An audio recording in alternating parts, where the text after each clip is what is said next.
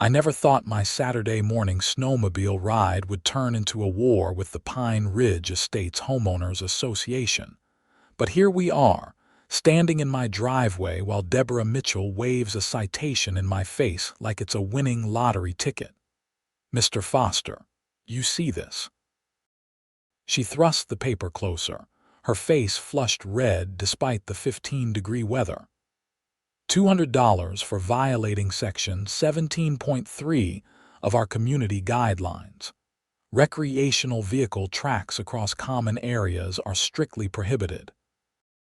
I looked at the woman standing before me, wrapped in a puffy white coat that made her look like an angry marshmallow.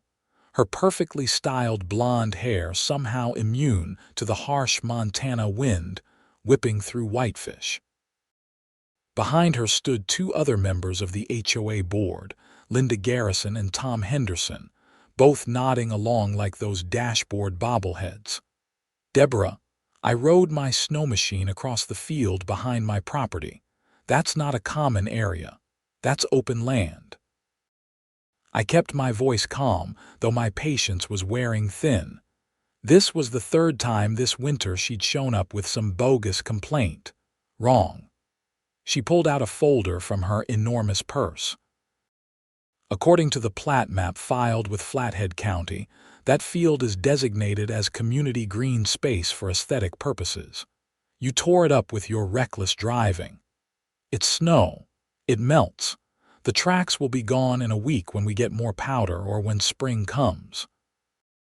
I crossed my arms over my chest, the cold finally starting to seep through my flannel jacket. "That's not the point, Mr. Foster. Rules are rules.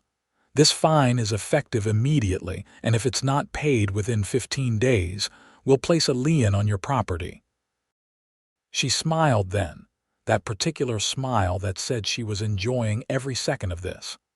I'd moved to Pine Ridge Estates 8 months ago, lured by the promise of mountain views and easy access to winter sports. The development sat on the outskirts of Whitefish, close enough to town for convenience but far enough out to feel like real Montana. 60 homes scattered across 200 acres, with plenty of open space for cross-country skiing, snowshoeing, and yes, snowmobiling. Or so I'd thought. The previous owner, an elderly man named Carl who'd moved to Arizona for his health, had warned me about the HOA. "They've gotten worse over the last few years," he'd said during closing. "New board president has a stick up her rear end about everything, but the land is worth it." He'd been right about the land. My property backed up to National Forest, with the Whitefish Range visible from my living room window. On clear days, I could see all the way to Glacier National Park. It was paradise, except for the fact that Deborah Mitchell seemed determined to make my life miserable. "I'll contest this," I said, taking the citation from her hand. "There's nothing in the CC and Articus about snowmobile use on that field. Check Addendum 7, added last board meeting. All recreational vehicles including but not limited to snowmobiles, dirt bikes and ATVs are prohibited from common areas. The vote was unanimous." Her smile widened. "Last board meeting. I didn't receive notice of any board meeting. We sent emails to all residents." Linda piped up, her voice nasal and grating. She was shorter than Deborah, rounder, with dark hair pulled back so tight it looked painful. "I never got an email." I pulled out my phone, already knowing what I'd find. My inbox showed nothing from the HOA in over 3 weeks. "Not our problem if you don't check your email, Mr. Foster." Deborah turned to leave, her entourage following. 15 days. Pay the fine or face the consequences." I watched them trudge back to Deborah's massive Escalade, parked deliberately in front of my mailbox. They drove off, and I stood there in the cold, looking at the citation in my hand. $200 for riding my snowmobile across open, snow-covered ground. Unbelievable. Inside, I made coffee and sat down at my kitchen table, spreading out all the HOA documents I'd received when I bought the house. The original CC and Articus were straightforward enough. Keep your lawn maintained, no livestock, no commercial vehicles parked in driveways overnight, quiet hours after 10 p.m.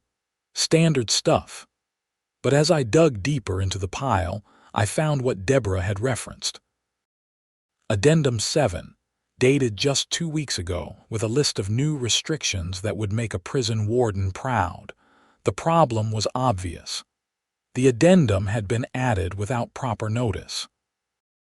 Montana law required HOAs to provide at least 14 days' notice before holding a meeting where votes would be taken on rule changes. I checked my email again, searching every folder including spam. Nothing. Not a single message from Pine Ridge Estates HOA. I called my real estate attorney, Marcus Webb, who'd handled my house purchase. He listened to my explanation, asked me to send photos of the citation and the addendum, and promised to look into it. "Paul, I'll be straight with you," he said after a pause. "You're legally in the right here.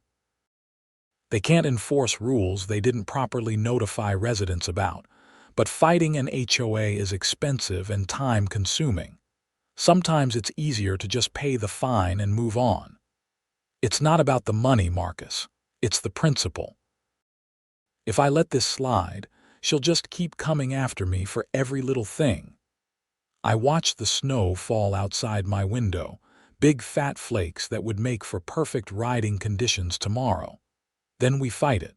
I'll draft a response letter disputing the fine based on improper notification. We'll cite Montana Code Annotated Section 70-35-226. That should scare them off. He paused. "But Paul, be careful. HOA board presidents like this one don't like being challenged. She might escalate things. Let her try." I spent the rest of the weekend researching HOA law in Montana, learning more than I ever wanted to know about covenants, restrictions, and board governance. The deeper I dug, the more problems I found with how Deborah ran Pine Ridge Estates. Minutes from board meetings were never posted. Financial reports were vague at best, and several rule changes had been implemented without proper procedure. Monday morning, I received Marcus's letter via email and printed 3 copies. One for my records, one to send certified mail to the HOA board, and one to hand deliver to Deborah personally. I found her address in the community directory and drove over during my lunch break. She lived in the largest house in Pine Ridge Estates, a sprawling 5,000-square-foot log mansion that probably cost close to $2 million. Her Escalade sat in the circular driveway alongside a Mercedes SUV and a Lexus sedan. Clearly, the Mitchell household was doing well for themselves. I rang the doorbell and waited. Through the frosted glass panels flanking the door, I saw movement. Then Deborah's face appeared, her expression souring the moment she recognized me. She opened the door about 6 inches. "Mr. Foster, what do you want? Just delivering this." I handed her the letter. "My attorney has advised me that the fine you issued is invalid due to improper notification procedures. Consider this my formal dispute." She snatched the letter, scanned it quickly, and then looked back at me with cold eyes. "Your attorney is wrong. Our procedures were followed to the letter. Then you won't mind producing the email you claim to have sent, complete with delivery receipts showing all residents received proper notice." I kept my voice pleasant, professional. "I don't have to prove anything to you." She started to close the door. "Actually, under Montana law, you do. If this goes to court, you'll need to demonstrate proper notification. And if you can't, not only will the fine be thrown out, but every other rule change you've pushed through without proper notice will be invalidated." I'd learned that little gem during my research. Her face went pale, then flushed angry red. "Get off my property." "Have a nice day, Deborah." I walked back to my truck, feeling her glare burning into my back. That evening, I got a call from Tom Henderson, the board treasurer. He sounded nervous, speaking quickly. "Paul, hi, this is Tom from the HOA board. Listen, I think there might have been a misunderstanding about that citation. What if we just waived the fine this time, called it a warning?" "That would be fine, Tom. But I want it in writing, and I want confirmation that Addendum 7 was not properly adopted and therefore isn't enforceable." Silence on the other end, then a sigh. "I can't agree to that second part without talking to Deborah and the rest of the board." "Then talk to them.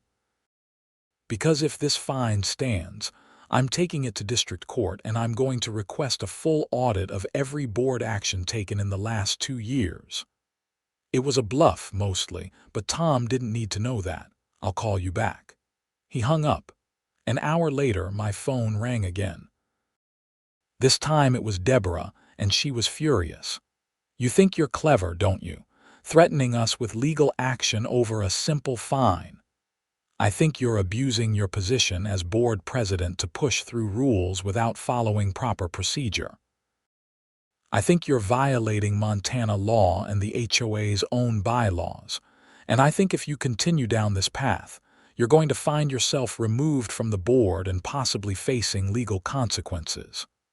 I was done being polite. "How dare you?" Her voice was shaking with rage. "I've volunteered countless hours to make this community better, to maintain property values, to keep people like you from turning Pine Ridge Estates into some trashy trailer park. People like me. I own a house worth $700,000. I pay my dues on time, I maintain my property, and I don't bother anyone. What exactly is your problem with me? Your problem is that you don't respect authority. You don't respect this community. You come in here from wherever you came from and think you can just do whatever you want." She was practically shouting now. "I came from Missoula, where I worked as a civil engineer for 15 years before taking a remote position that lets me live anywhere. I moved to Whitefish because I love Montana, I love winter sports, and I wanted a place with mountain access. And for the record, I do respect authority when that authority is exercised legally and fairly. What you're doing is neither." She hung up on me. The next morning, I found a new citation taped to my front door. This one was for $300, claiming my firewood stack was in violation of Section 12.8, which required all outdoor storage to be screened from view of neighboring properties. The problem was that my firewood was stacked against my garage on the side of my house that faced nothing but forest. There were no neighboring properties with a view of it. I took photos, documented everything, and called Marcus again. "She's retaliating," he said flatly. "This is harassment. We need to escalate this. What do you recommend?" "File a complaint with the Montana Department of Commerce Real Estate Division. They oversee HOA disputes. Document everything, every interaction, every citation, every piece of communication. Build a case showing a pattern of harassment and abuse of authority." I spent the rest of the day compiling documents, printing emails, organizing photos. The file grew thick quickly. As I worked, I heard the rumble of snowmobiles in the distance and looked out my window to see 3 machines cutting across the same field I'd ridden on, their tracks crisscrossing the snow in wide arcs. Grabbing my camera, I went outside and took photos, zooming in enough to identify the riders. Sure enough, one of them was Deborah's husband, Richard Mitchell, along with 2 other men I recognized from around the neighborhood. They were doing exactly what I'd been fined for, except they seemed to be having a grand time without fear of citation. The double standard was infuriating but also useful. I added the photos to my evidence file. That weekend, I decided to go for another ride. If they wanted to fine me for using the field, they'd have to fine everyone else too, and I was betting they wouldn't. I loaded my Polaris snowmobile onto my trailer and drove to the parking area near the community clubhouse, which served as the main access point for the field in question. The lot was empty when I arrived at 8 a.m. on Saturday. Fresh snow had fallen overnight, leaving everything pristine and untouched. I unloaded my machine, geared up, and headed out onto the field, keeping my speed reasonable and my route well away from any houses. The morning was perfect. Clear skies, temperature hovering around 20 degrees, and powder snow that sprayed up in beautiful rooster tails behind my track. I rode for about an hour, making wide loops and figure eights, enjoying the freedom and the scenery. When I returned to the parking lot, Deborah's Escalade was there, and she was standing beside my truck, holding her phone up, clearly recording me as I approached. I pulled up, killed the engine, and removed my helmet. "Morning, Deborah. You're in violation of Addendum 7 again, Mr. Foster. I have video evidence this time." She was bundled up in the same puffy white coat, her breath making clouds in the cold air. Addendum 7 isn't valid because it wasn't properly adopted. As my attorney explained in the letter you received, I began loading my snowmobile back onto the trailer. It absolutely is valid, and you'll be receiving another citation. This one will be for $500 due to repeated violations. Interesting. So why didn't your husband get cited last week when he was out here doing the exact same thing? I have photos, time-stamped and dated. I pulled out my phone and showed her. Her face twitched. That's different. How is it different? Board members and their families are exempt from certain restrictions while performing community oversight duties. She said it with a straight face, like it was the most reasonable thing in the world. I laughed. It just came out. I couldn't help it. Community oversight duties. He was joyriding, same as me. You don't know what you're talking about. I know exactly what I'm talking about. You're playing favorites, enforcing rules selectively, and harassing residents who dare to question you, and it's all going in my complaint to the state. I secured my snowmobile with tie-down straps, checking each one twice. You're making an enemy of the wrong person, Mr. Foster. Her voice had gone quiet, which was somehow more threatening than her yelling. Is that a threat, Deborah? It's a statement of fact. This community doesn't want people like you here. Maybe you should consider selling your house and moving somewhere more suitable to your lifestyle. Not a chance. I love my house. I love this area. And I'm not going to be bullied by a power-hungry HOA president who thinks she runs a dictatorship. I climbed into my truck and drove away, leaving her standing in the parking lot. The citation arrived by certified mail 2 days later. $500, exactly as she'd threatened. I added it to my file and forwarded everything to Marcus, who submitted my complaint to the state that afternoon.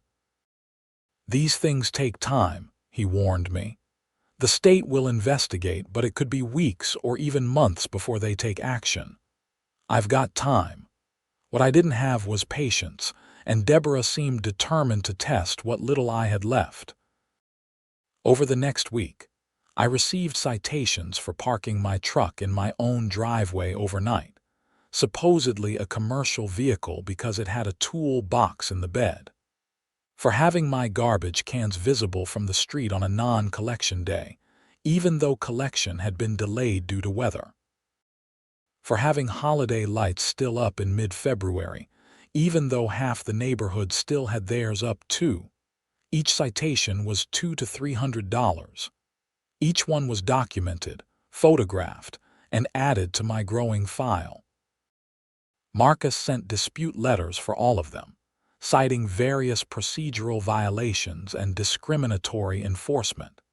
The situation reached a breaking point on a Tuesday morning in late February. I woke to find a notice on my door informing me that the HOA board had called an emergency meeting for that evening to discuss my pattern of violations and contempt for community standards. The notice stated that they would be voting on whether to begin foreclosure proceedings against my property due to unpaid fines totaling over $2,000. I called Marcus immediately. Can they actually do this? They can start the process, but they won't succeed.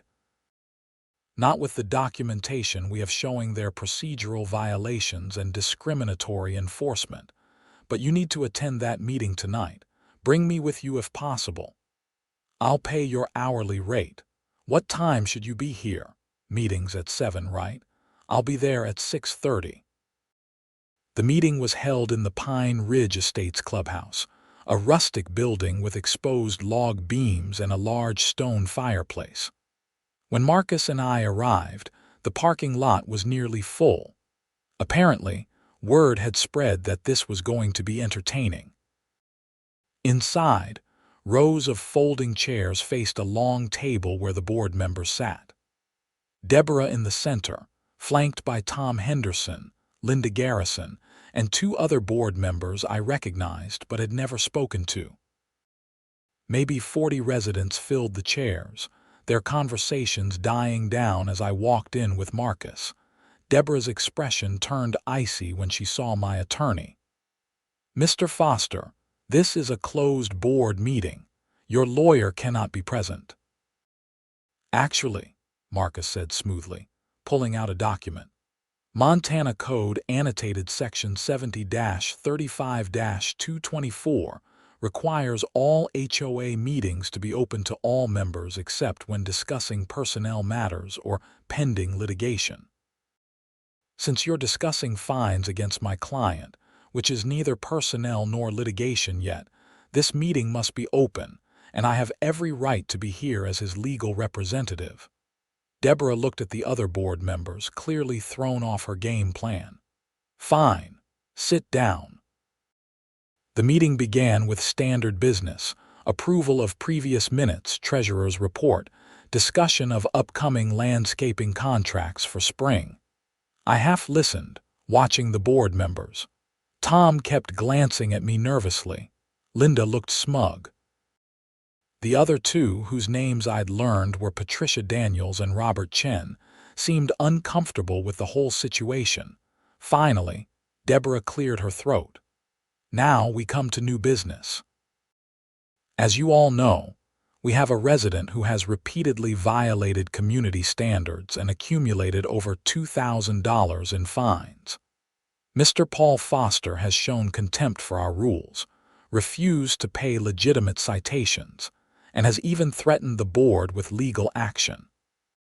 Murmurs rippled through the crowd. Some people nodded along, others looked skeptical. The board must maintain order and ensure that all residents follow the same rules. We cannot allow one person to flagrantly disregard our community standards without consequences. Therefore, I'm calling for a vote to authorize the HOA attorney to begin lien proceedings against Mr. Foster's property. Marcus stood up. "Before you vote, the board and all residents present should be aware of several key facts. First, every citation issued to my client has been issued in violation of proper procedure. The rules he allegedly violated were adopted without proper notice to residents, making them unenforceable under Montana law." "That's not true," Deborah interrupted. "I have documented proof that no email notification was sent to residents about the board meeting where Addendum 7 was adopted. I've also documented that the same rules Mr. Foster was cited for violating have been broken by board members themselves, without any citations issued. This constitutes discriminatory enforcement, which is also illegal under Montana law." The murmuring grew louder. People were pulling out their phones, checking emails, whispering to neighbors. Marcus continued, "Furthermore, my client has filed a formal complaint with the Montana Department of Commerce regarding the board's conduct. If you proceed with these lien proceedings, you'll be adding retaliation to the list of violations under investigation." Patricia Daniels raised her hand. Deborah, did we actually send out notice about the Addendum 7 vote? Of course we did. But Deborah's voice lacked conviction. Can you show us the email? This came from someone in the audience, an older man I'd seen around but never met. I don't have to prove anything to you people. Deborah's composure was cracking. Actually, you do. Robert Chen spoke up from the end of the table. I'm looking at our email records right now. We discussed Addendum 7 over email between board members, but I don't see any notification sent to the general membership. That's because you don't have access to the full administrative account, Deborah snapped. I'm the board secretary. I have access to all official HOA communications. There's no notification here. Robert looked at the other board members. If we didn't properly notify residents, then any votes taken at that meeting are invalid. The room erupted. People were standing, shouting questions, demanding answers. Deborah tried to call for order, banging a gavel on the table, but the crowd wasn't having it. A woman near the front stood up. I got cited last month for having a wreath on my door past January 31st. Is that one of these invalid rules? I got fined for my fence being 6 inches too tall, someone else called out. They told me I couldn't plant trees in my own yard without approval. The floodgates had opened. Apparently, I wasn't the only one who'd been dealing with Deborah's tyranny. As resident after resident shared their stories, a picture emerged of systematic harassment, arbitrary rule enforcement, and financial penalties that seemed designed more to generate revenue than to maintain community standards. Marcus leaned over and whispered, "This is better than I could have hoped for. She's losing control." Tom Henderson stood up, his face pale. "I move that we table the discussion of liens against Mr. Foster until we can conduct a full review of our notification procedures and rule enforcement." "Second," Robert Chen said immediately. "You can't do that," Deborah said, her voice shrill. "I'm the board president. I set the agenda. And I'm the treasurer, and I'm concerned that if we proceed with these lien actions, we're exposing the HOA to significant legal liability." Tom shot back. The vote was called.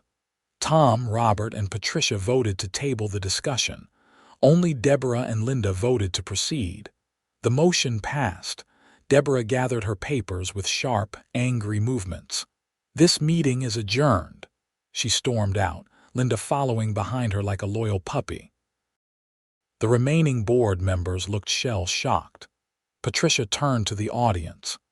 "I apologize. I think we all need to take a step back and review how things have been operating.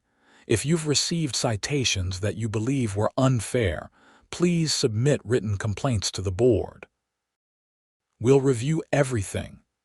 Outside, residents clustered in the parking lot, still talking animatedly. Several people came up to thank me for standing up to Deborah, sharing their own horror stories. I learned that Deborah had been board president for 3 years, and her reign had become increasingly autocratic. The previous president had been reasonable, focused on maintaining common areas and organizing community events. Deborah seemed focused on control and punishment. "You should run for board president," suggested Jerry Wagner, a retired firefighter who lived 3 houses down from me. "Elections coming up in April. Most of us would vote for you in a heartbeat." "I'll think about it," I said, though the idea of getting more involved with HOA politics made me want to move to a cabin in the woods with no neighbors for miles. Marcus and I sat in his car for a few minutes before leaving. "That went well," he said. "I think those fines will be dropped. But watch your back. Deborah Mitchell strikes me as the type who doesn't take defeat well." Yeah, I got that impression. I drove home feeling better than I had in weeks, but also uneasy. Marcus was right. Deborah had been publicly humiliated in front of the entire community. People like her didn't just let that go. The next morning, I found out just how right Marcus had been. My mailbox had been vandalized, knocked clean off its post and stomped into twisted metal. Fresh tire tracks in the snow showed where someone had deliberately driven through my front yard, tearing up the grass beneath the snow. And spray painted across my garage door in bright red letters were the words "Leave Pine Ridge." I called the Flathead County Sheriff's Office and filed a report. Deputy Sarah Martinez came out, took photos, collected what evidence she could. Any idea who might have done this? I have suspicions, but no proof. I explained the HOA situation, the contentious meeting the night before, my ongoing dispute with Deborah Mitchell. She wrote everything down. We'll increase patrols in the area. Do you have security cameras? Not yet, but I'm installing them today. Good idea. If this happens again, footage will help us press charges. I spent the afternoon at the hardware store in Whitefish, buying cameras, motion sensors, and floodlights. By evening, my house was better secured than Fort Knox. 4 cameras covered every approach, with cloud storage backup and alerts sent directly to my phone. The cameras proved their worth 3 nights later when they caught Linda Garrison walking up my driveway at 2 a.m., carrying a can of spray paint.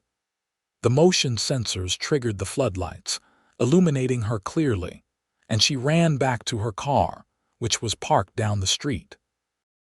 I had her license plate, her face, and clear evidence of intent.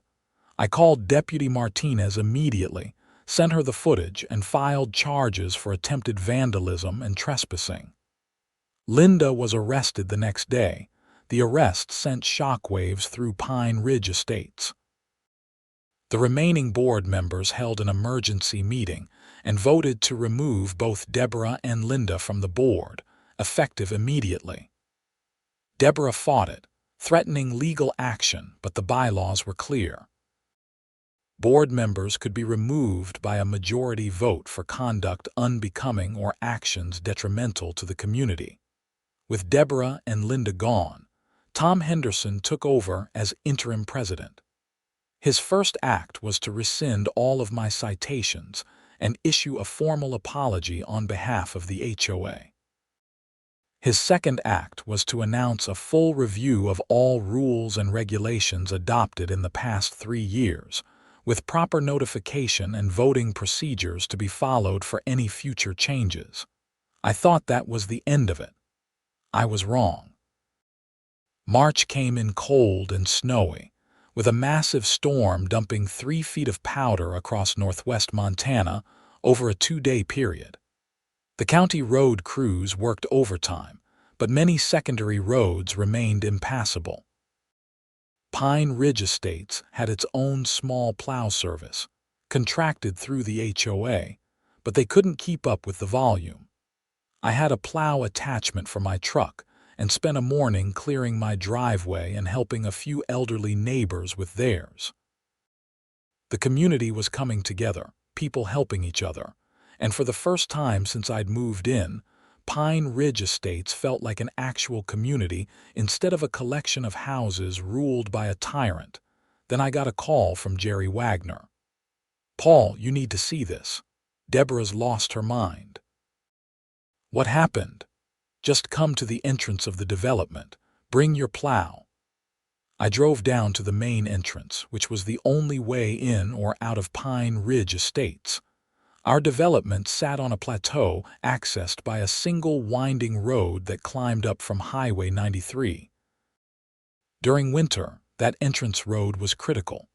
If it wasn't clear, nobody could get in or out. When I arrived, I understood why Jerry had called. Deborah's Escalade was parked sideways across the entrance road, blocking both lanes. She was standing beside it, arms crossed, face set in grim determination. A dozen cars were lined up behind her, residents trying to get to work, take kids to school, or just leave the development. People were out of their vehicles, arguing with her, but she wasn't budging. I parked and walked over. "Deborah, what are you doing?" I'm exercising my rights as a property owner. This is a private road. The HOA maintains it, and as a member of this community, I have every right to be here. You're blocking traffic. This is illegal. Jerry was red-faced, clearly having been arguing with her for a while. Call the sheriff then. I'm not moving until the board reinstates me and drops all charges against Linda. It was a hostage situation, essentially. She was holding the entire community captive until she got what she wanted. I pulled out my phone and called Deputy Martinez. We've got a situation at Pine Ridge Estates. While we waited for law enforcement, more cars accumulated. People were missing work, kids were missing school, and tempers were flaring. Someone suggested just pushing her car out of the way with a truck, but that would be property damage and assault, giving Deborah exactly the kind of ammunition she wanted. I walked back to my truck, looking at the situation. The entrance road was flanked by steep banks of plowed snow, each about 6 feet high from weeks of accumulation. The county plows had been pushing snow to the sides all winter, creating massive berms. An idea formed, probably not a good one, but I was tired of Deborah Mitchell's games. I pulled my truck forward, dropped the plow blade, and started pushing snow. Not clearing it away, but pushing it from the side banks toward the entrance. People watched, confused at first, then understanding dawned as they saw what I was doing. "Paul, what are you thinking?" Jerry jogged over. "She wants to block the entrance. Fine, but she can stay here as long as she wants." I pushed another load of snow, building a wall behind her Escalade. That's going to trap her. She can call a tow truck, or the sheriff can dig her out when they arrive. Either way, she won't be blocking traffic anymore. I worked for 20 minutes, using my plow to build a massive snow wall behind Deborah's vehicle. She realized what I was doing halfway through and started screaming, but there wasn't much she could do. She couldn't drive forward because cars were in front of her, and she couldn't drive backward because I'd created an 8-foot snow berm blocking that route. By the time I finished, her Escalade was effectively boxed in. The residents in front of her could now use the shoulder to carefully squeeze past her vehicle one at a time. The backup started clearing. Deborah was on her phone, pacing back and forth, yelling at someone, probably calling the sheriff, which was fine by me. They were already on their way. Jerry was laughing. "That's brilliant. She can't block people if she's trapped. It's petty but effective." Deputy Martinez arrived 30 minutes later, along with another deputy I didn't recognize. They surveyed the situation, talked to Deborah, talked to me, talked to other residents who'd been stuck. Martinez walked over to where I was standing by my truck. "Mr. Foster, did you create that snow wall?" "I did." She was illegally blocking traffic on a private road, holding residents hostage until she got what she wanted. "I made sure she couldn't continue blocking traffic while we waited for you to arrive. You trapped her vehicle." "I moved snow on a private road." "If she wants to leave, she can dig herself out or call a tow truck, her choice." Martinez tried to suppress a grin. "I'm going to have to cite you for this." "That's fine, worth it." She walked back to Deborah, who was demanding that I be arrested for false imprisonment or kidnapping, or whatever charge her panicked brain had invented. The deputies explained that pushing snow around on private property wasn't a crime, that Deborah was the one who'd broken the law by blocking traffic, and that she would be receiving citations for obstruction and potentially reckless endangerment since emergency vehicles couldn't have accessed the development while she was blocking the road. A tow truck arrived an hour later and dug out her Escalade, charging her $400 for the service. She drove away without looking at anyone, her face pale with fury and humiliation. The story spread through Whitefish like wildfire. Small towns love good gossip, and the tale of the HOA president trapped in a snowbank of her own making was too good not to share. I got calls from friends I hadn't talked to in months, all laughing about the situation. Marcus called that evening.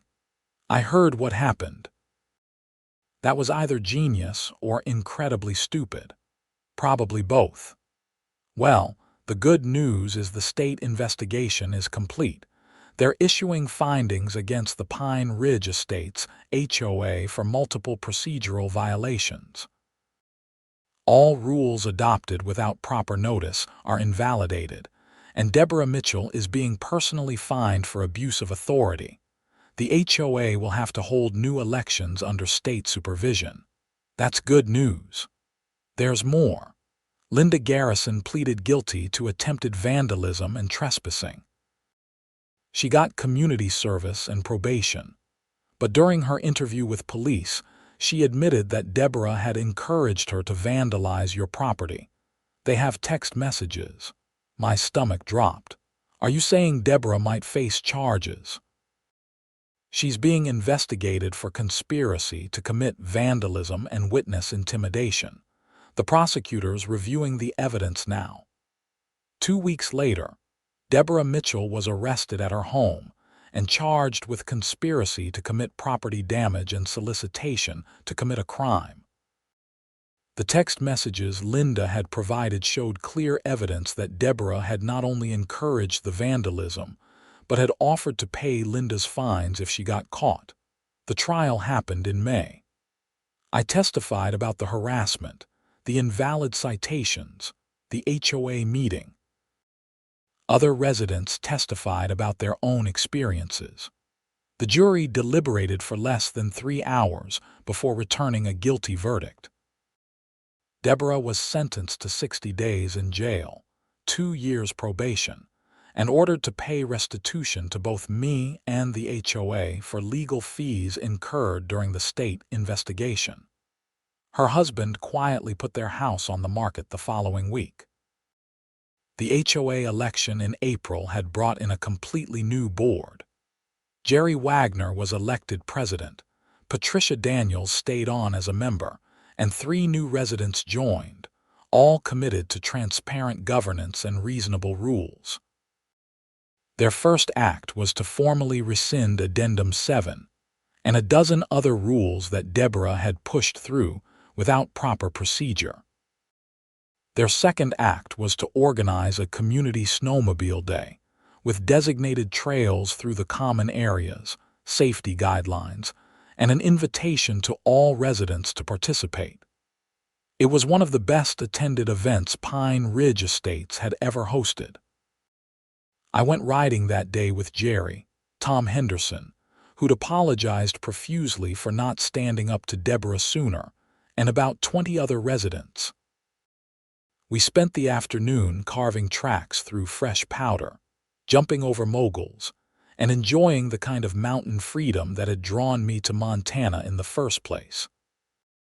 As I rode across the same field that had started this whole mess, I thought about how a $200 fine had escalated into criminal charges, board elections, and state investigations. It seemed almost surreal that something so small had spiraled so far out of control. But that's what happens when people abuse power, when they forget that HOA boards are supposed to serve the community, not rule it. Deborah had built her own trap, layer by layer, fine by fine, until it all came crashing down around her. I pulled to a stop at the top of a ridge, looking out over the Whitefish Range. The sun was starting to set, painting the snow orange and pink. Other snowmobiles buzzed around below me, their riders' laughter carrying on the cold air. Pine Ridge Estates finally felt like home. The summer brought more changes. The new HOA board commissioned a full audit of finances and discovered that Deborah had been using HOA funds to pay for personal expenses, disguising them as community improvement costs. The amount was relatively small, around $8,000 over 3 years, but it was enough for the board to file a civil lawsuit seeking restitution. I stayed out of that fight, content to let others handle it. I'd had enough of HOA drama to last a lifetime. Instead, I focused on making improvements to my property, building a proper workshop in my garage, and getting to know my neighbors as actual people rather than adversaries. Jerry turned out to be a great neighbor and better friend. We started a tradition of Friday night dinners, rotating between houses, inviting different residents each week. It became a way for the community to actually connect, to talk about something other than rules and regulations. In August, Marcus called with the final piece of news. The civil suit settled. Deborah agreed to pay back the $8,000 plus attorney fees. Her husband is apparently furious. Word is they're getting divorced. That's unfortunate, I said, meaning it. I didn't like Deborah, but I didn't want to see anyone's marriage fall apart. She made her choices, Paul. Actions have consequences. Yeah, they do. I hung up and walked out onto my deck, looking at the mountains. A year ago, I'd been excited about my new house, my new start in Whitefish, completely unaware of the storm that was coming. If someone had told me then that I'd end up in a war with my HOA, that I'd testify at a criminal trial, that I'd literally trap someone in a snowbank, I would have laughed. Life's funny that way. You think you're just going for a ride on your snowmobile, enjoying a Saturday morning, and next thing you know you're standing up to a tyrant and helping to reform an entire community organization. My phone buzzed with a text from Jerry. Board meeting tonight. We're voting on new bylaws. Want to come? Sure. What time? 7. Bring ideas. We want resident input. That was the difference right there. The new board wanted input. They wanted participation. They actually cared about serving the community rather than controlling it. I showed up at 7, joining about 30 other residents in the clubhouse. The atmosphere was completely different from that contentious meeting in February. People were relaxed, joking around, actually happy to be there. Jerry called the meeting to order and laid out the proposed bylaws, which had been emailed to all residents 2 weeks prior, giving everyone time to review and prepare comments. The changes were straightforward and common-sense rules designed to maintain property values and community standards without being oppressive or arbitrary. We discussed each section, residents offering suggestions, the board taking notes and incorporating good ideas. When someone proposed something unreasonable, others politely explained why it wouldn't work. It was democracy in action, messy and slow but ultimately effective. The vote on the new bylaws was unanimous. As we filed out of the clubhouse, people were smiling, shaking hands, making plans for the upcoming community barbecue. Thanks for not giving up, Patricia Daniels said to me as I headed to my truck. If you just paid those fines and kept quiet, we'd still be under Deborah's thumb. I'm stubborn that way. Stubborn's good sometimes, keeps people honest. I drove home through the warm August evening, windows down, breathing in the pine-scented air. The mountains were dark silhouettes against a purple sky, stars just beginning to emerge. Fall came early that year, with snow dusting the peaks in late September. I spent October splitting firewood, winterizing my equipment and preparing for another Montana winter. This time, I was looking forward to it. November brought the first major storm, 8 inches of powder that had me itching to get my snowmobile out. I loaded up and headed to the community field, where several other riders had already gathered. We spent the day riding together, taking breaks to share thermoses of coffee, telling stories, planning longer trips up into the national forest. This was what I'd imagined when I moved to Whitefish, this sense of community and shared adventure. As I carved fresh tracks through the snow, I thought about that first ride, the one that had started everything. Those tracks had been temporary, melted away by subsequent storms, but the changes they'd triggered had been permanent. Sometimes you have to make your mark, even knowing it might fade. Sometimes you have to stand up for what's right, even when it's difficult and uncomfortable. And sometimes you have to build a snow wall behind someone's Escalade just to prove a point. I gunned my engine and launched over a small jump, catching air for a few glorious seconds before landing smoothly and accelerating into a wide turn. Behind me, other riders followed, their machines kicking up clouds of powder that glittered in the afternoon sun. Pine Ridge estates had been transformed, not by grand gestures or dramatic confrontations, but by residents who'd finally had enough of being bullied and controlled.